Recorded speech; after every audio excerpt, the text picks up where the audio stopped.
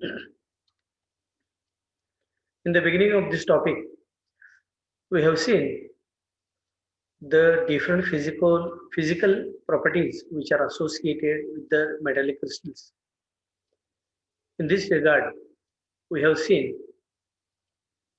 some 9 different properties which are associated with the metals. After this, we have switched over to the important theories of metals, that is known as a free electron theory. Today we are going to study another theory. That theory is known as the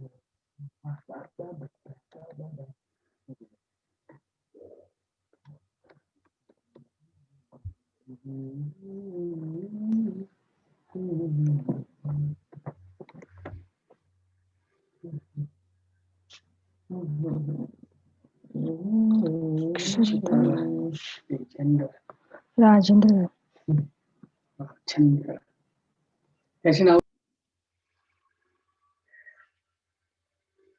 today we are going to study an important theory of metals, which is very important from the examination point of view. The theory itself gives us the idea that the different conformational properties which are associated with the metals, how a metal shows the different properties based on the presence of electrons. Because if we refer a metal, then metals have plenty of electrons, what we call as a sea of electrons. And hence, all these characteristic feature properties which are associated with the metal, those can be explained either with the help of the band theory or either with the help of a free electron theory. In this regard, we have already completed the theory that is known as a free electron theory. Today we are going to study another important theory of metals, that is known as the band theory of metals. Now, before going to start with the actual band theory of metals, we have to recall some points of interest from the theory that we already studied at our BSc 1 level, that is known as the molecular orbital theory, where we have studied that how a molecular orbital energy level diagram can be constructed. So far at BSc 1 level, we have studied almost 8 to 9 MO diagrams.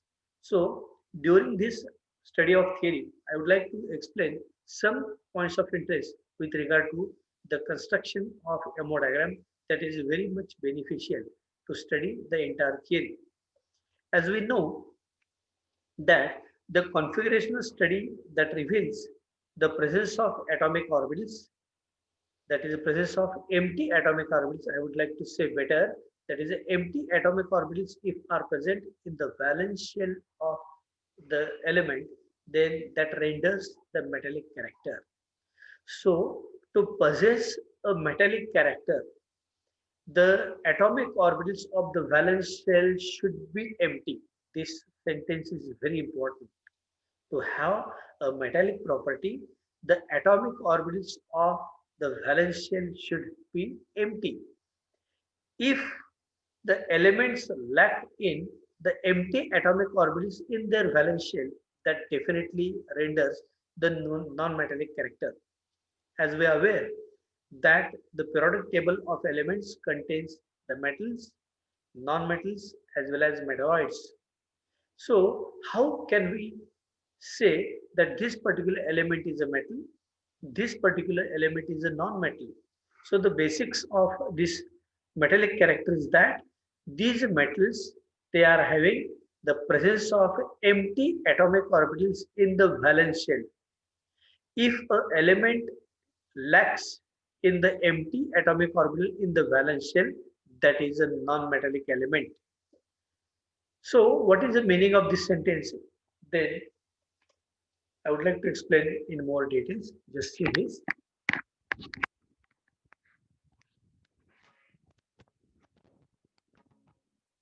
So in this case, we are studying the band theory of metals.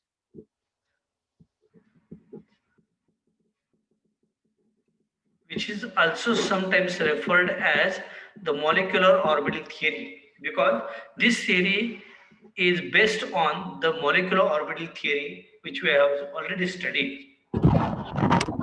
Now, just now I have uttered one sentence that the metals, if they are really metals, then they should have a empty atomic orbitals in the valence shell.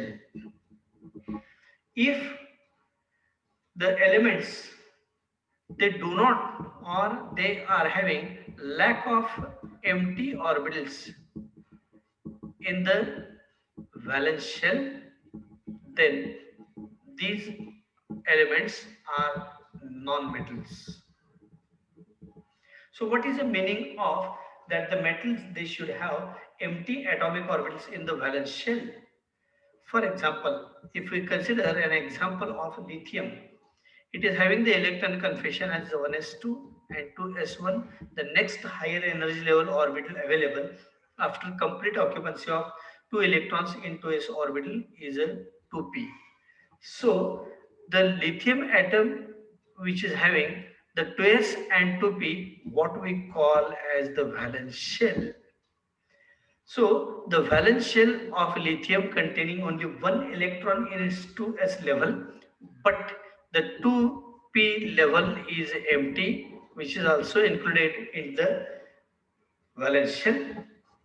So because lithium is having a empty atomic orbital, that is a 2p orbital in the valence shell, and hence lithium can be referred as a metal. So the metals they do possess empty atomic orbital in the valence shell. So 2p orbital is empty, which is atomic orbital pertaining to the valence shell, and hence lithium can be regarded as a metal. On the contrary, the non-metals which are having the lack of empty atomic orbitals in the valence shell. What is the meaning of this sentence? Say for example, if we consider the example of carbon having the electronic configuration 1s2, 2s2 and 2p2. If we want to write this in the form of a box diagram, then we can write this valence shell of carbon, that is a 2s and 2p, 2s containing 2 electrons while 2p containing 2 electrons. So these 4 electrons which constitute the valence shell of carbon. During the formation of a molecule, one of the electron from 2s orbital is promoted to 2p level. That means the electron configuration becomes 2s, 2px1, 2py1, 2pz1. Because all these atomic orbitals of valence shell of carbon are completely filled, they are lack of empty orbitals. They are lack of empty atomic orbitals, and hence that refers that it is a non-metallic element. So carbon is a non-metal because it is having a lack of empty atomic orbital in the valence shell. If we consider one more example with regard to non-metallic element, for example nitrogen, atomic number 7, electron configuration 1s2, 2s2 and 2p3. The 2s and 2p, what is known as the valence shell of nitrogen. The valence shell I would like to show here, 2s and 2p. 2s containing 2 electrons while 2p containing 3 electrons. So nitrogen is a non-metallic element because it do not possess any empty atomic orbital in the valence shell, and hence again it is a non-metal. So in brief, I would like to explain that the metals which possess the empty atomic orbitals in the valence shell, as in case of lithium, hence lithium is a metal as it possesses empty atomic orbital, that is a 2p, that is an empty atomic orbital in its valence shell. But if we consider carbon in its excited state, after excitation, one of this electron is unpaired and it is promoted to 2p level. This is as in case of a methyl molecule. This is a sp3 hybridization, sp3 hybridization. So as carbon is having lack of empty orbitals, or carbon do not possess any empty orbital in the empty atomic orbital in its valence shell, and hence it is a non-metallic element. And the same is true for nitrogen also, which do not contain any empty atomic orbital in its valence shell. So nitrogen is again non-metallic element. So this particular parameters or this particular information that is required during our study of this band theory of metal, which is known as the molecular orbital theory. Now, why this theory is regarded as a molecular orbital theory of metals or band theory of metals? As we know that according to molecular orbital theory, that the number of newly formed molecular orbitals are just equal to the participating atomic orbitals, as we have studied. That means if two participating atomic orbitals are there, two newly formed molecular orbitals are there, whatever new molecular orbitals are formed, amongst which half are bonding molecular orbitals and half are anti-bonding molecular orbitals. The meaning of this sentence is that if two atomic orbitals are there, two newly formed molecular orbitals will be there, amongst these one will be bonding, another will be anti-bonding. So amongst two, half means one atomic one molecular orbital will be bonding and another will be anti-bonding. And now suppose if four atomic orbitals are there, then four newly formed molecular orbitals will be there, and according to this, half will be bonding and half will be anti-bonding. That means two newly formed molecular orbitals will be bonding and two will be anti-bonding. So I would like to explain this particular fact elaborately. For example, if two atomic orbitals are there, this means two newly formed molecular orbitals must be there. How is it? See, for example,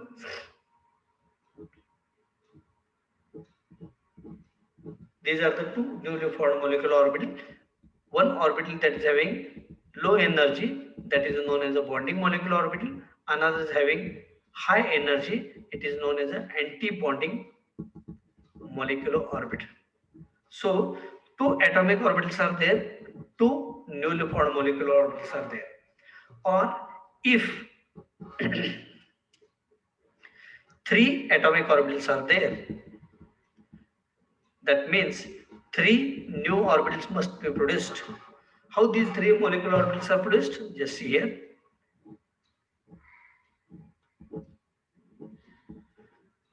One orbital that is having low energy is known as again bonding molecular orbital. High energy orbital is known as an anti-bonding molecular orbital, and this is a non-bonding molecular orbitals. So again the total number, that is 3. So 3 atomic orbitals are there, 3 an equivalent number of orbitals will be produced. Now suppose if 4 atomic orbitals are there, then 4 newly orbitals will be produced, amongst which half will be bonding and half will be anti-bonding. How this is? Just here.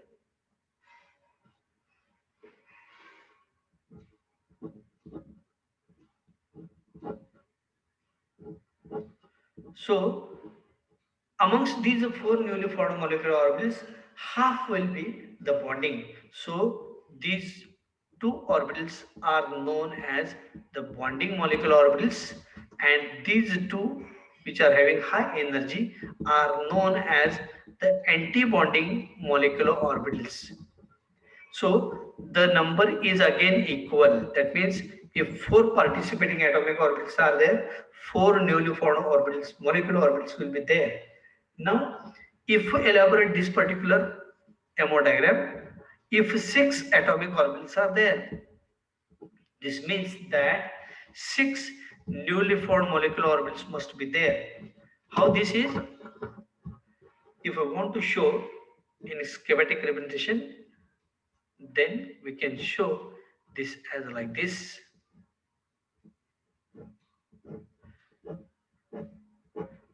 These are 3 and these are the remaining 3. amongst which these are known as the bonding molecular orbitals, and the high energy orbitals are again the anti-bonding molecular orbitals. So this is how we can conclude that the number of newly formed molecular orbitals are just equal to the number of participating atomic orbitals. This is exactly true for the molecular orbital theory that we already studied. So number of newly formed molecular orbitals are exactly equal in number to the participating atomic orbital. Now, if we elaborate this particular concept for n number of molecular orbitals, then if suppose n number of atomic orbitals are there, then n number of newly formed molecular orbitals are there, amongst which half will be bonding and half will be anti-bonding. Now how can we show this? Say for example, if n number of atomic orbitals are there, n number of atomic orbitals are there, then n number of newly formed molecular orbitals are there. These are like this. These are newly formed molecular orbitals like this.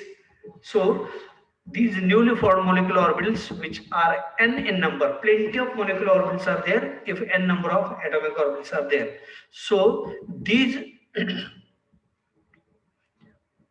orbitals which are below this average energy are known as the bonding molecular orbitals, and these orbitals which are high in energy are known as the anti-bonding molecular orbitals. So n number of bonding molecular orbitals are there and n number of anti-bonding molecular orbitals are there, and these n number of bonding and anti-bonding molecular orbital, they can form a energy band.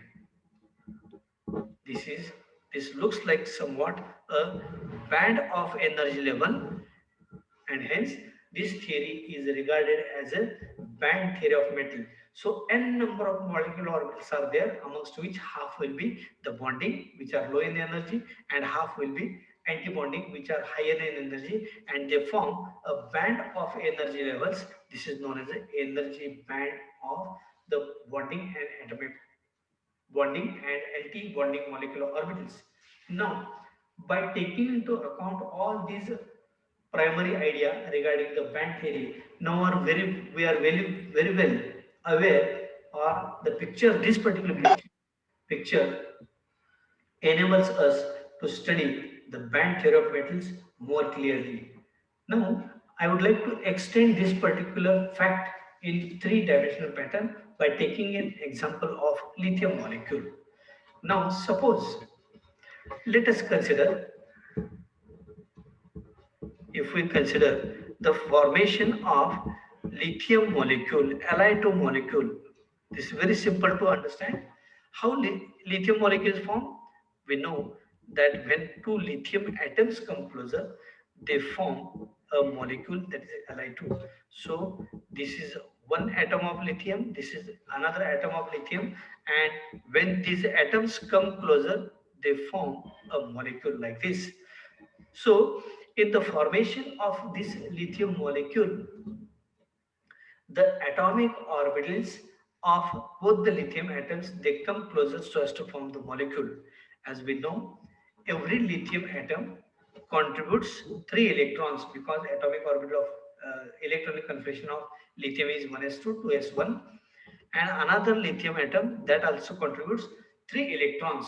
So every lithium contributes 3 electrons. So in the molecular system there must be 6 electrons must be there. So 3 plus 3, there must be 6 electrons. How this comes? I would like to draw the diagram for this. Say for example, if you recall your points of interest from BSc 1 level, as we know that we always show increasing energy on extreme left hand side.